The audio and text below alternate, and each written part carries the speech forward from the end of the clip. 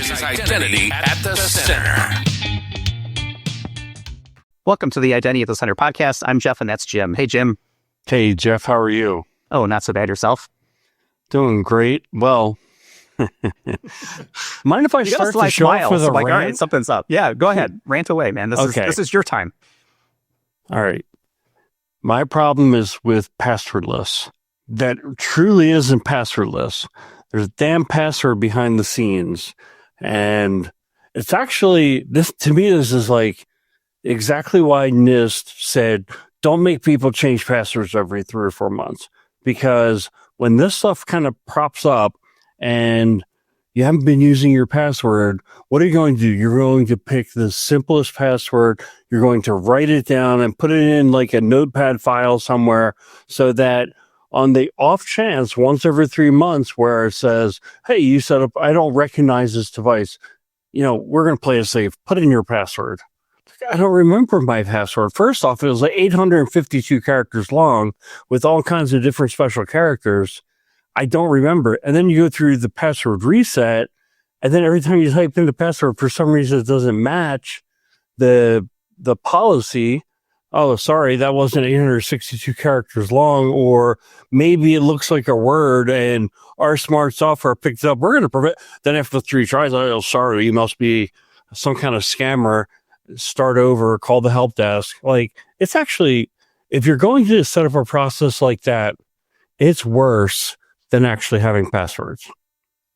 Yeah. So this rant brought to you by Jim's new iPad, which we're recording slightly out of order. So I think it's like the next episode, or maybe it's the episode after that. I don't remember. It's the one with Tobin South that we're going to have come out, where we talk about AI. And Jim, you had started off that show saying you got the iPad in the mail, and it was in a box. You haven't even unboxed it at that point yet. And so now we're a day later, and I'm guessing most of your problems are because of trying to set up your iPad. Am I right? Yeah. Well, okay. Major props to Apple, because you set up the Apple and then it's like, okay, just hold your phone somewhere close to this new device and we're going to bring over everything you've ever had.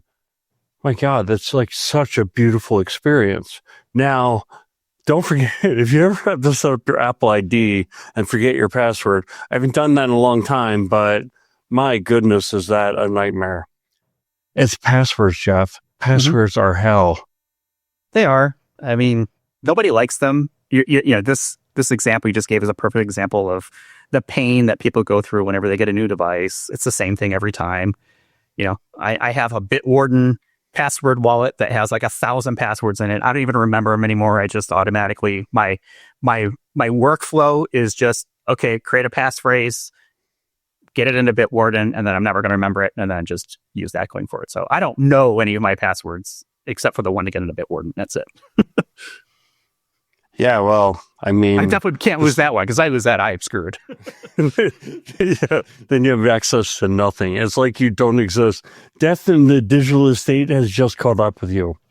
That's probably something we should talk to that group about, because, what happens if all your credentials are stored in something like that? Can you set up like a legacy contact somewhere to I think like Facebook does something like that, where right. If your digital credentials can pass on to your next of kin, or maybe you just start putting that into your will, is, I bequeath my Bitwarden wallet and all associated information to my wife. Good luck. Yeah. No, I also got a thumb drive, basically a password key. And before I used to think that was such a great idea. You attach it to your keys. But the only thing I know that I have with me almost at all times, except when I'm sleeping, is my phone. Mm-hmm. I don't always have my keys on me. I don't always have my leather wallet on me, but I always have my phone. So I continue to think that the phone is the best form factor for me and probably for most people. It's ubiquitous. I think, the phone is obviously there. You've got a watch, right? That could be another option. Still kind of pricey. Or a ring.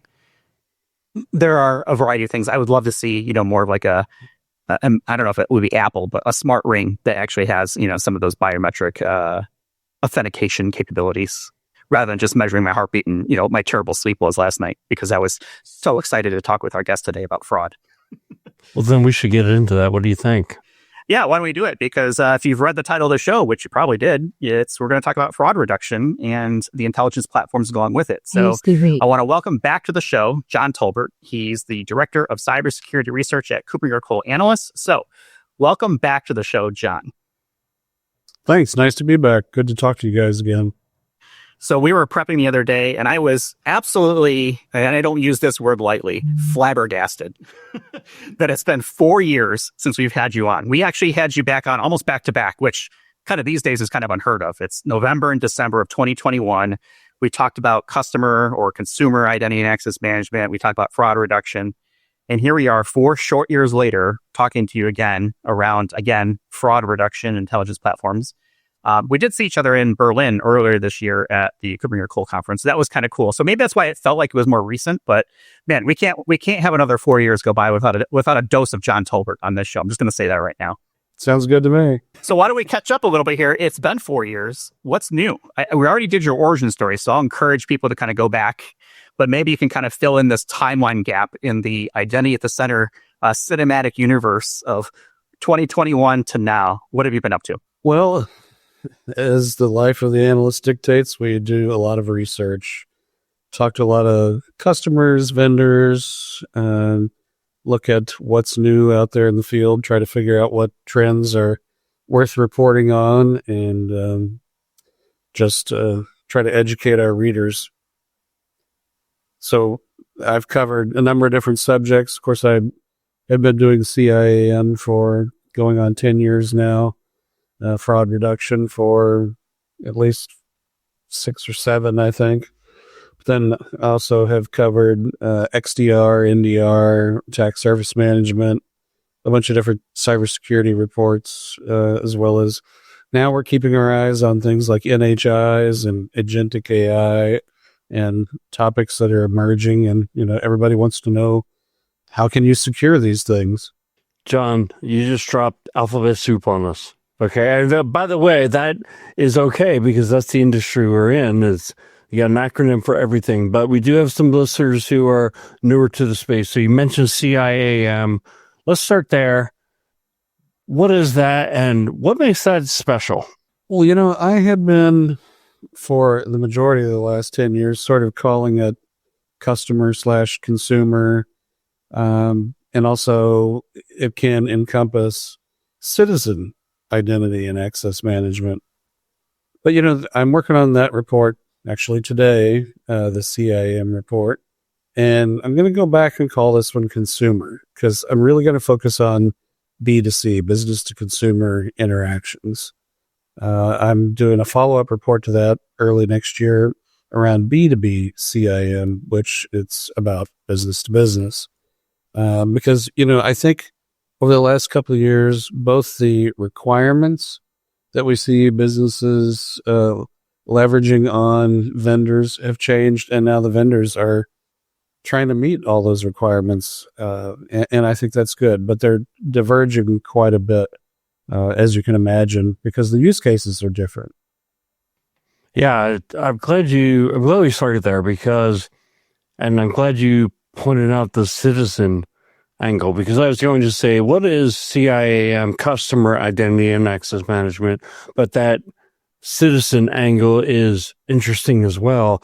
I think what's different is compare and contrast that to kind of workforce identity, and you can have fraud within the workforce for sure. But when I think of like fraud related to identity and access management, it's usually that external use cases, folks who are outside of the organization trying to commit fraud through external facing application, customer or citizen facing applications. And there's this space now within identity called fraud reduction intelligence platforms. And it's interesting because I kind of feel like the only reason they put the word intelligence in there is because they needed a vowel. You correct me if I'm wrong, right? But fraud reduction platform would have been good enough, but that wouldn't have made a word. So correct me if I'm wrong, but just kind of walk us through, like, what is this space all about? What is FRIP? So I usually define it as a set of capabilities. There are 6 major kinds of capabilities that you need in a fraud reduction intel platform.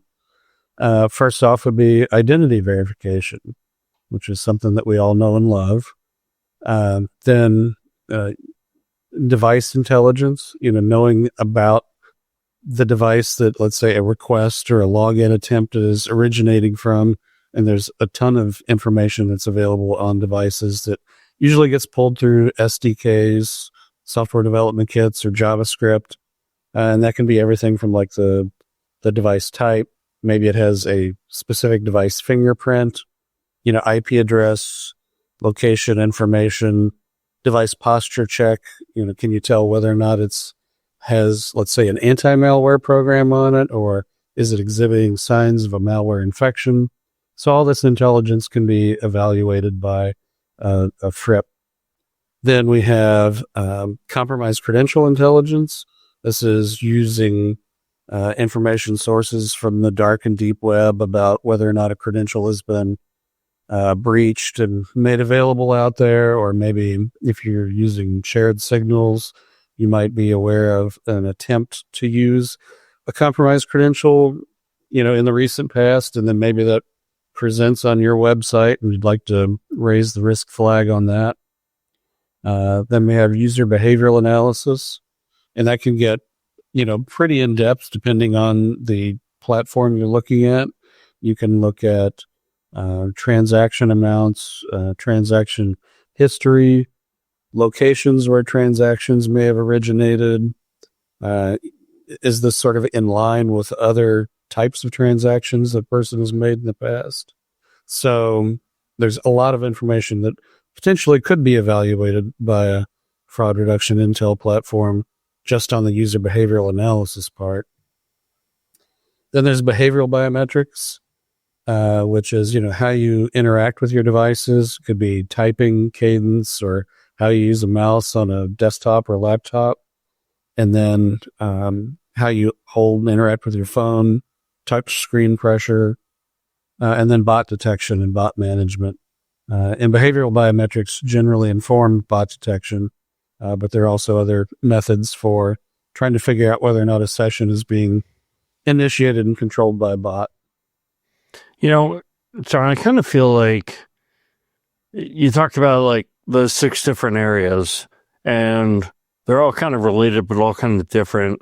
And I kind of feel like sometimes the analysts like yourself have to create a space and include all these things, because if you don't, you'd have too many spaces. So you create one space, but most vendors, like, correct me if I'm wrong here, they maybe tackle 1 or 2 of these things, but they don't tackle the whole space, or am I wrong? Well, there's kind of a wide range of solutions here. There are point solutions. Let's say behavioral biometrics is a good one. There are several companies that specialize in that, and they do a really, really good job at that. They may license their technology or OEM it into other platforms. Then we see that can be pretty common as well. But yeah, there are quite a number of different solutions out there. This time around, I think we had close to 25 that do multiple of these categories of intelligence gathering and processing.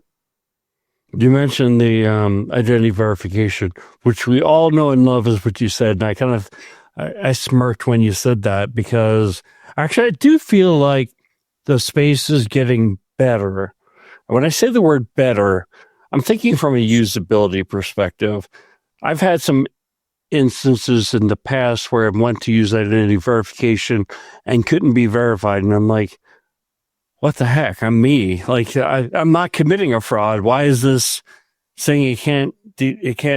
Now, I don't run into that as much. And I don't know if the technology has improved or they've, widened the lane in terms of kind of letting more iffy kind of connections go, or what it is. What's your perspective on that? Is the space getting better? Is the tech getting better? I think it is getting a lot better. It's certainly more accepted. I think we've seen it it really started probably mostly in like the government to citizen interactions or in finance, because you want a strong or higher level of identity assurance. And then, of course, the pandemic came along and made it hard for people to maybe go do some of these things in person. So that's when we really started to see these remote onboarding apps proliferate. And I do believe they've gotten quite a bit better. I mean, many of them incorporate liveness detection, passive liveness detection. Sometimes you might be asked to, look in a certain direction or blink your eyes or something like that to prove that you're a real person and you're not holding up a photo. But I think overall usability has gotten better too, because they've probably applied better usability engineering studies to getting the flow just right. Yeah, we all occasionally do these things. I did one recently and kind of encountered a hiccup in the process too, but fortunately it was able to be resolved pretty quickly. So yeah, I do think usability has improved, security has improved, but at the same time, this has become a major attack vector too. So this is another major source of fraud. You use the term capabilities that, okay, FRIP is 6 capabilities. I'm wondering about how these capabilities get delivered. So do they tend to be products or say like a software as a service solution where you have to do the technical implementation and support, or is it like a fully outsourced service? So I'm thinking like an ADP versus a Workday. I'd say by and large, it's a SaaS, it's API driven. So let's say I'm running a bank and I want to contract with a FRIP service provider. Mostly what I need to do is code that into their APIs. You have to, of course, pass a certain amount of requisite information to them to get a judgment or a risk score back, but it's generally API driven. So it's API driven. So, the thing I always think of from a fraud perspective is that the old use case, like, oh, somebody wants to transfer $50,000 and there's some kind of API on the back end that's saying, oh, that triggers some kind of rule. And that rule now requires you to do something more. So I'm kind of thinking of like that RSA type of scenario. And to me, that's always kind of what fraud is. But it sounds like we're talking about the bigger picture of fraud, which is preventing bots and things like that. So I guess when you look at the space, what kinds of fraud are we talking about preventing, and what is like outside of the scope of what this FRIP solution or solution set can provide a defense against? What kind of fraud can it help with, and what kind of fraud can't it help with? I think a lot of the solution providers in the space are trying to address most every angle of it. And from a technological perspective, there can be many different angles to come from. I mean, just thinking back to identity verification, we see, a huge increase in the numbers of things like face swapping attacks, and use of like fake video, injecting video streams into video identification processes.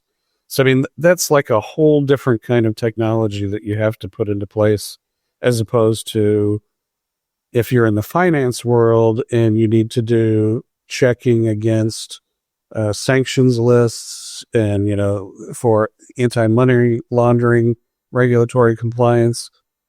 There's just very disparate sets of technology that go into this. But yes, there are several major platforms that are trying to address financial use cases, e-commerce use cases. That's why I did 2 different reports on it, because I see that they've kind of, grown apart in both the types of fraud that are being perpetrated against these different organizations and the technical capabilities required to deter it. So that is the distinction then. It's like the identity and access types of fraud, that's what gets prevented. Whereas like some of those deep finance use cases, those kind of frauds need to be identified within the applications. Is that right? Well, I think there are several different layers for it too. I mean, identity verification you can do as they come in through the digital front door. But I think there are real-time transaction level checks that need to go on in certain circumstances. And, another interesting thing is that this is kind of a union of just what we think of pure identity and access management and cybersecurity, because you do have the bot angle too. Bots are used, I think, slightly more than 50% of the traffic on the internet is some kind of bot or another. But, you can't just say, okay, I don't want any bots to hit my site, because a lot of the legitimate business on the web is being handled by bots. So you've got to be able to figure out, are these good bots or bad bots or somewhere in between? And then what do you want to do with that? Once you know that, how do you want to handle that? Do you want to challenge them so that we all see these CAPTCHAs and get aggravated with those? Or do you want to throttle them? Do you want to redirect them or block them? There's lots of different choices you can have on how to handle bots once you determine that's what it is. But you can kind of see that there's this wide variety of different kinds of techniques that span identity and cybersecurity that are used by fraudsters. Yeah, and you kind of talked about there, like the majority of traffic these days on the internet is not human, right? It's APIs and bots. And, I was going to say, we've got a great system to catch bots, right? Just pick all the pictures of a bus or a sidewalk in a, grainy little 9 box that it's like, I don't know, is that a bot? I don't know. Let's talk about the reports that you wrote back in July here. So you had 2. One was on finance and one was on e-commerce. Let's start with the finance one.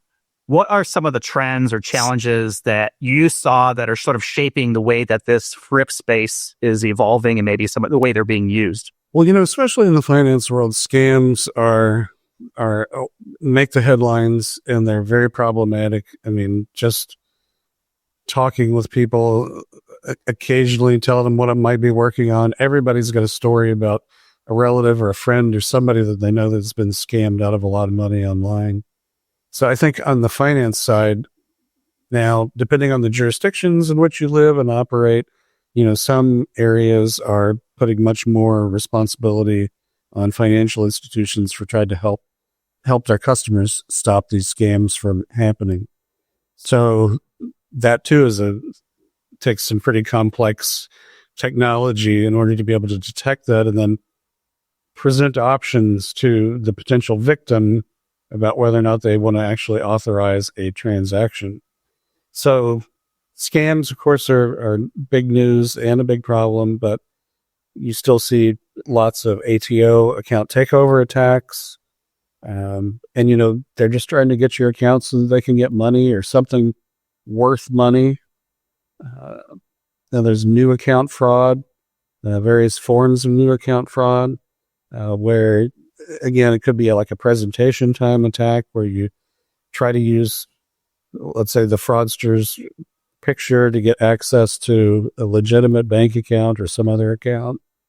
There's synthetic fraud where you try to take realistic looking but not quite real information and assemble an account so you can open an account somewhere. So banks, financial institutions are dealing with lots of different kinds of fraud, all of which, can result in big losses for not only the banks and FIs, but their customers as well. Yeah, and it seems like, at least here in the US, I think at this point, everybody's social security number has been stolen or part of a breach. So, that used to be sort of like the unique identifier you could trust, but, we're moving away from that, thankfully. But it's things like that, right? It's, hey, the data is out there, so now it is incumbent on really everybody to be vigilant. But at least here in the US, it seems like there are some stronger laws or maybe some stronger industry viewpoints to say, okay, we need to kind of band together to fight this. Do you see, at least in the financial space, do you see like a shared signals type approach where it's like, hey, if one bank or financial institution sort of detects an issue, are they sharing information? Or is it because they're all using maybe a consolidated source that they're all kind of benefiting from that? I guess my short question is, are these financial institutions working together to prevent fraud, or are they going it alone? Well, they're not really going alone. I think ultimately this shared signal framework thing is a great idea, and it's going to get more traction.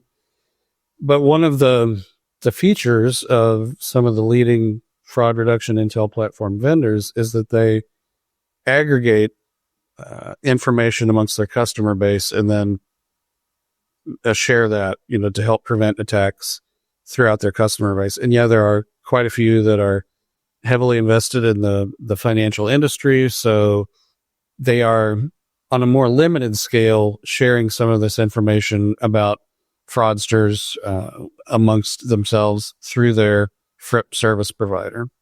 But I think, eventually where we need to get to is a more open framework where we can share signals, but I think we're not there yet. Maybe I'm just thinking too much of mob movies in Vegas where, the person comes in to scam the casino and then all of a sudden all the casinos are aware of, Jim coming in, counting cards. Sorry, Jim, pick on you. But that sort of hey, we've got a known vector, right? A threat here. Let's make sure that these institutions are all sort of on the same page. Of course, there are other information sharing arrangements out there. And I think that they've probably been somewhat successful, but there's still always room for improvement. I think kind of that scenario that you just talked about, especially if it's a smaller company, I don't imagine that they have that big of a picture of what the fraudulent accounts are. If they could get information from Google, Facebook, Microsoft, the big identity providers in the world, that would be a game changer. And I would love to see the industry as a whole stop looking at security and fraud as a competitive advantage. We're the biggest. We have the most logins, so we have the most visibility. And start looking at it as for a common good, being able to, I see Jeff laughing, for the can't make money common off good, that, man. I'm speaking a different language or something.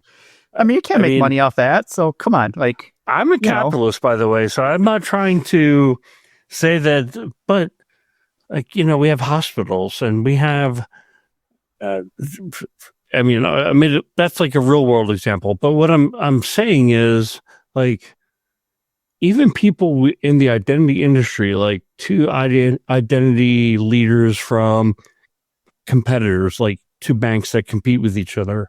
I've seen it in the real world where they talk shop. They talk about what they're doing because you getting hacked doesn't make my bank more attractive. It actually just makes the whole industry suffer. So I just kind of feel organizations should stop taking this data and thinking oh, we're going to use that for our competitive advantage. I don't like that. That's my 2 cents. That's my rant. Rant number 2.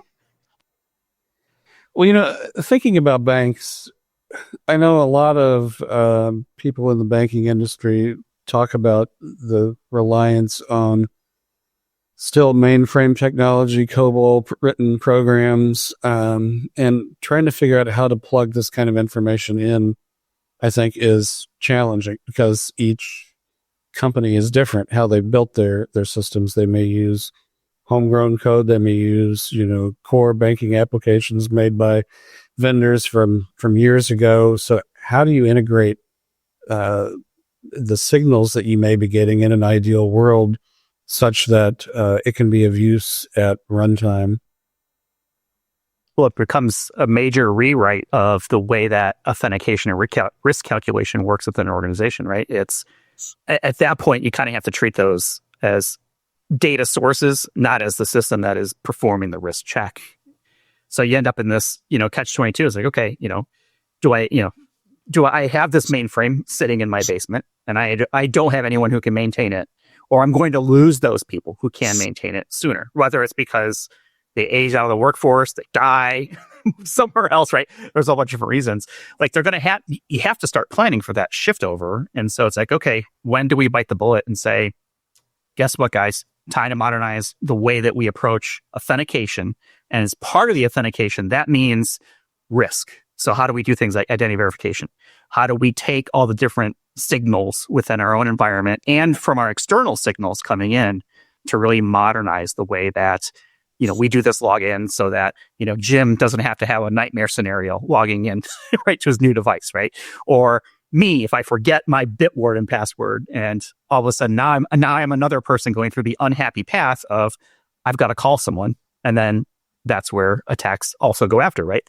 Most attacks you're getting socially engineered, you're getting phished, your help desk, whatever it be. Guess what? They need risk signals as well. So things like identity verification to reduce fraud. So I don't want to lose sight of the fact here that like this fraud reduction, we talk finance, but there's a lot of like entry points for this, right? It's not just like a signal behind the scenes. Is this really John I'm talking to, or is this AI version of John, right? That's trying to scam me.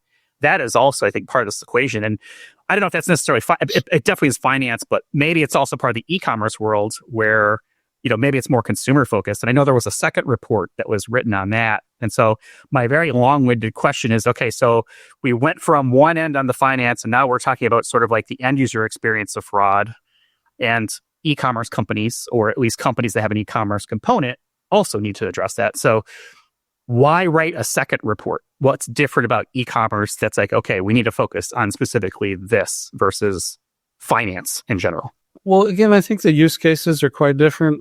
Where banks, financial institutions are really concerned about or having to do AML compliance, know your customer, do that name watch list screening. And they generally have higher levels of requirements for identity assurance. So there's a lot of emphasis that gets put on that. On the e-commerce side, there's a whole different set of attacks that they face.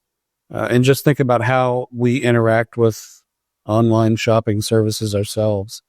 They can be concerned about many, many different kinds of bot-driven attacks.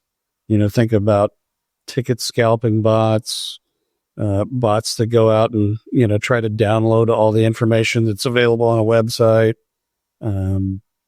There can be other cases where you've got bots that are out there generating comments, generating fake reviews that might affect the whole e-commerce experience. And then they have policy abuse they have to worry about too. Things like we probably all encountered, do you want to log in or do you want to check out as a guest? So guest checkout policy abuse, returns, chargebacks, loyalty programs. Frequent flyer miles is a good example because so much money is sort of tied up in loyalty programs of all sorts of different kinds. So, trying to gain access to somebody's account so you can drain those loyalty points and use them elsewhere. These are things that are a little bit different than what banks have to face. So that's why I thought it would be better to break this into two, where I could, in the first report, put a little bit more focus on the name watch list screening and identity verification versus, looking for more thorough bot detection and more granular bot management capabilities for the e-commerce report. Yeah, I was, I can't find any holes in in the argument. Like, those seem to be the top two focuses for most fraud, but I can think of two others. So one is the other C for CIAM, the citizen, especially for state actors to go in and commit fraud, but I'm sure there's other use cases as well. And then the other one that I thought of, which I thought this is a growing one, is streaming services or any kind of subscription services where people want to share their account with other people. So I guess, that's just kind of like me thinking through it. Have you given thought to additional reports to write, or do you think there's just not enough meat on the bone? I think those are two really good use cases. Yeah, definitely. Two different areas of focus. The citizen angle, hearkening back to the pandemic, that happened a lot, when the Paycheck Protection Program was going on and a lot of state unemployment agencies were hit. I'm sure if they'd had some fraud reduction technology in place, it probably would have saved taxpayers a lot of money.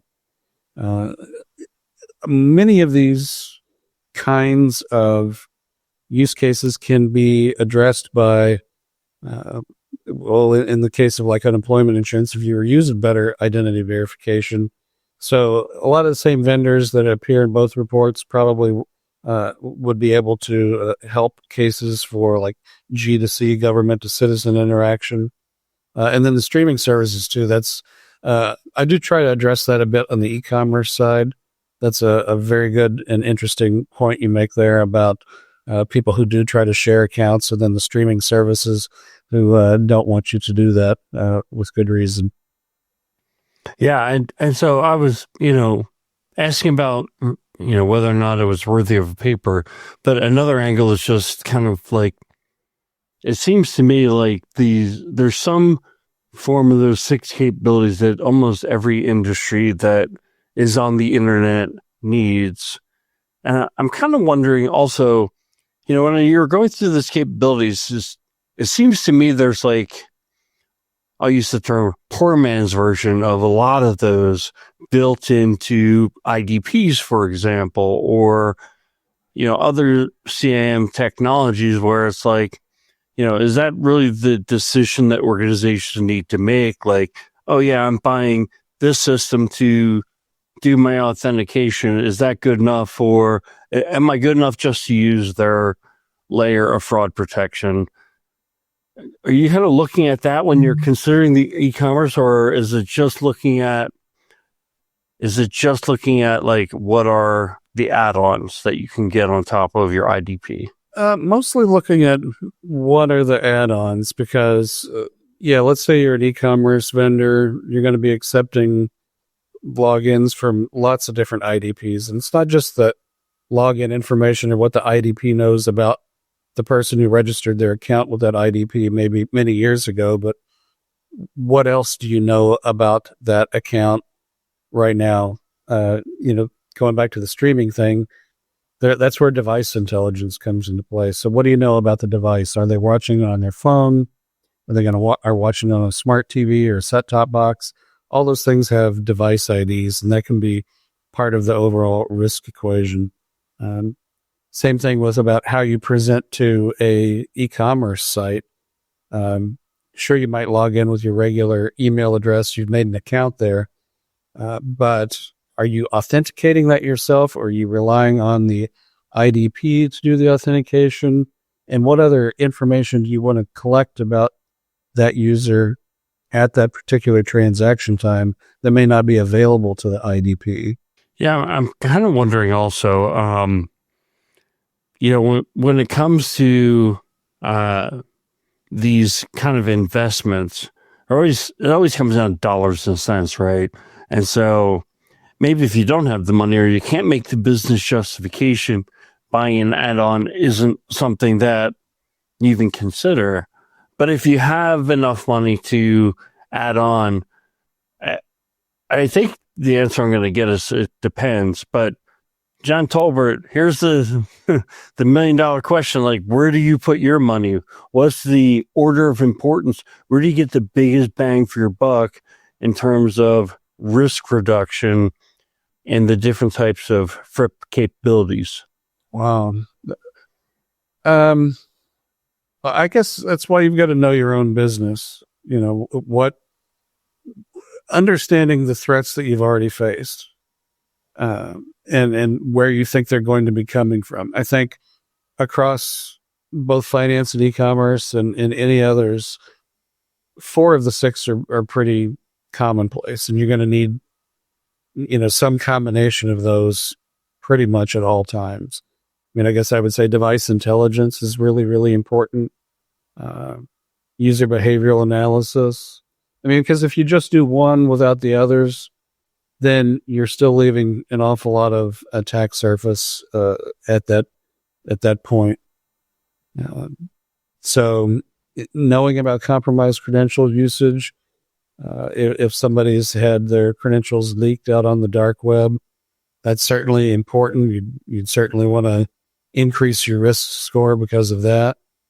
If you're in a place where you really need higher assurance, identity assurance levels, then identity verification is going to be more important. So I don't think I could give like a one-size-fits-all answer. It really depends on what business you're in and understanding the threats that you faced before and how to most effectively reduce those. I think that's a great answer, John, because I was just going to say it depends. The consulting answer, right? Where are you? Where do you need the most help? Because not everybody is on a playing field where it's like everybody's starting at zero. You might already have some capabilities in place and you have to kind of start whatever. That's no different whether we're talking fraud or we're talking an IGA deployment or a privileged access deployment or authentication just at large. So I'm curious that when we talk about these capabilities, you talk about like identity proofing and verification, credential intelligence, device intelligence, behavior analytics, right? Bot detection, right? Kind of all these different things. Where do those capabilities tend to fit? Jim, you kind of alluded to the authentication platform or the IDP, but talk to me a little bit about like, where do you see these coming in? Because I don't think it's just one product that does all this, right? It's a mesh of things that need to kind of provide the full solution set to have an effective fraud reduction intelligence platform. Again, I think it sort of depends on what you've already got. I mean, if we go back to the bank situation, a lot of banks have already written their own fraud detection routines, and they're running that alongside their other banking applications. So maybe they just want to get better identity verification. In that case, you might just look for discrete identity verification services. Or if you're looking to sort of totally upgrade all of your fraud prevention capabilities, then yeah, you might want to look for a platform that has some of all of it. And then many of these can be augmented. It's more of an ecosystem kind of thing. So you will find that even in this FRIP space, there are partnering arrangements amongst the vendors in some cases. Like I was talking about with behavioral biometrics, some of the other platforms will OEM in the behavioral biometrics piece and use that, or they may automatically or have, contracts with other service providers so that they're bringing in, say, device intelligence feeds or IP reputation information from third-party sources. So it really is an ecosystem. And you can, which one do you want to be your front end? If you're trying to augment your own fraud detection capabilities, it's again very specific to the organization that needs it. So for this to work effectively, there's got to be some sort of like automation or integration. And I'm thinking of, larger platforms that tend to be within, a large organization that might need this type of solution, something like an identity governance solution. So I'm thinking of like a SailPoint or a Savient, or maybe a privileged access management solution like a CyberArk or a Delinea or Beyond Trust, right? Those are just kind of the leaders sort of in those spaces. Is that where, the information sharing between your fraud platform is saying, hey, not only don't authenticate, but kick over this thing into your IGA platform or your PAM platform to do some sort of thing? Like there's got to be orchestration that takes place behind the scenes, right? Like what does that orchestration layer look like and where does it come in? Like what is the driver for that? Is it the risk platform or is it just a signal and somebody has to do something about that signal? I'm glad you used the O word. It's a very hot topic everywhere in identity orchestration. Many of the platforms that I looked at do have really good orchestration capabilities. And I think that's key to making it adaptable to what, many organizations already have. So you probably already are using, let's say, for example, an IP reputation or a device reputation service, and you just want to sort of plumb that into your flow. Well, you do need a good orchestration engine and a good graphical workflow designer, ideally, to help you figure out how to do that just right. That is something that I think is pretty much absolutely required, the ability to orchestrate amongst existing services that you might use. And then also, a year from now, 2 years from now, after you do this implementation, you might find you want to swap out and use a different point solution for an intelligence source then too. John, it wouldn't be an episode of Identity at the Center if we didn't bring up AI. So, obviously AI is touching everything and it's touching it so fast and it's changing the game where, new vendors spin up solutions and they can do things that the the vendors that kind of are the incumbents and have been doing this for a dozen years can't do. Where do you see the impact when it comes to FRIP? I mean, are you seeing it already with like vendors starting to use AI to multiply what they can do? Yes. I mean, I guess it depends on what we mean by AI. I mean, ML has been around for a long time. It's sort of the silent hero in the background that's been helping us in multiple areas of cybersecurity for, more than a decade. And that's very true in the fraud reduction space too. You think about the numbers of transactions that are going through, any customer facing organization, and then all the different data points that they have to analyze around like identity analytics. ML is a big help right there, just because there's such a large volume of data. You need something to be able to look for anomalies, look for normal traffic, classify it, and then, alert a human fraud analyst to go take a look at it. So ML's been around for a while, and it's doing a great job, I think. When it comes to Gen AI, I see some implementation of Gen AI, like in the fraud analyst interfaces. I think that can be very helpful. But I'll say the same thing about that as I did for, cybersecurity solutions that are starting to embed Gen AI. And I'm curious about who's doing the quality assurance on the output there. Because yes, you can take in a big amount of data. You can have it create a narrative to feed to a junior analyst to get them to be able to take a particular action. But I think it would be nice to understand what the level of quality is on the output of that. Some are also working toward allowing business people to write policies in what we would call natural language, and then turn that into a machine executable language. I think that's ongoing in some areas too. Right. But I think the biggest area, of course, where AI has had an impact on fraud is helping the fraudsters themselves, unfortunately. Yeah, that is the unfortunate punchline to every one of these discussions. I always want to make sure that we're coming away with actionable tips for the identity practitioner. So in this case, I'm thinking the identity practitioner that is evaluating some of these FRIP platforms. And I think with as much whiz-bang stuff there is here, it's easy to kind of like get lost in some of the glitz and glam. But what I'd want you to help with would be like, what are some things that people need to make sure they're asking when they get a demo of a solution? How do they ask smart questions that are going to get to, yeah, these guys can really, nail my use case or not? That's a good question. I can just think of the questions that I'd like to ask the vendors themselves. And I really want to understand what part of the solution are they contributing themselves, and where are you depending on others?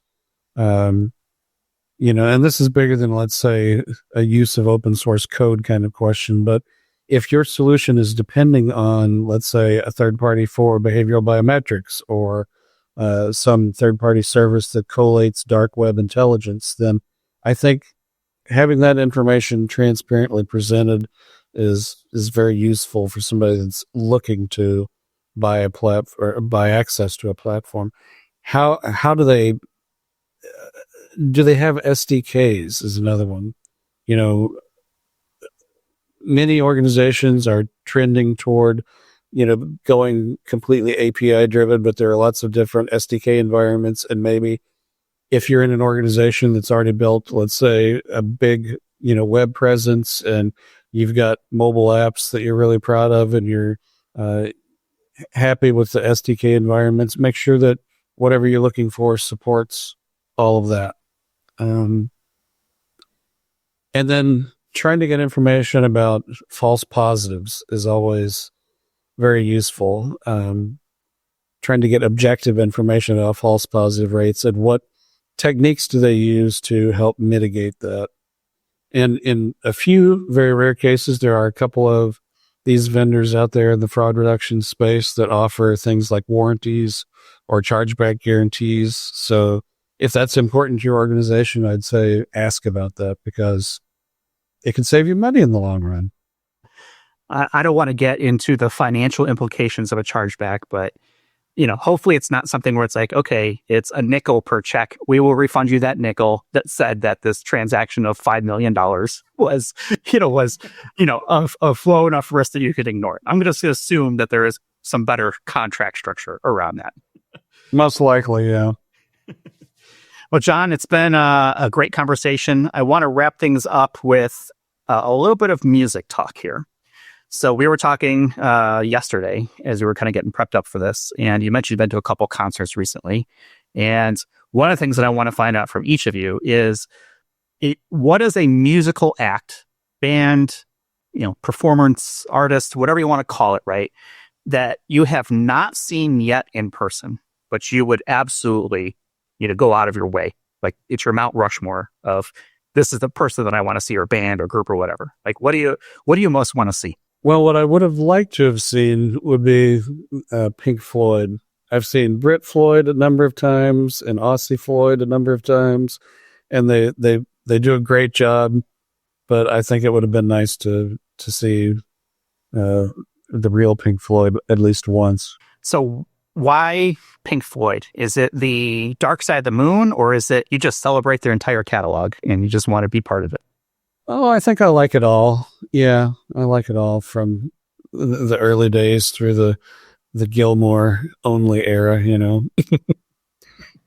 In general, I'm a fan of progressive rock and everything that came afterward. So I've gotten to see most of the progressive rock bands that I like, but not the real Pink Floyd. But not a grunge fan, as I established yesterday, and being from Seattle. Yeah, not so much. So I'm a big Alice in Chains fan, and Nirvana, Pearl Jam, like that kind of stuff. But there's so many different things I go with this one. Let me think about this for a second. Jim, what about you? Like, who is the band or artist or whoever that you would love to see in person? They have not yet.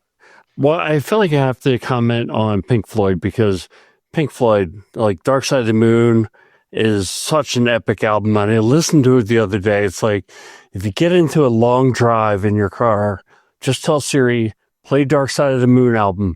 And it is just like 45 minutes of insanity. And I did have a chance to go see them in probably the early 90s or late 80s. But at that time, it was like $300 a ticket. And it was already like insane.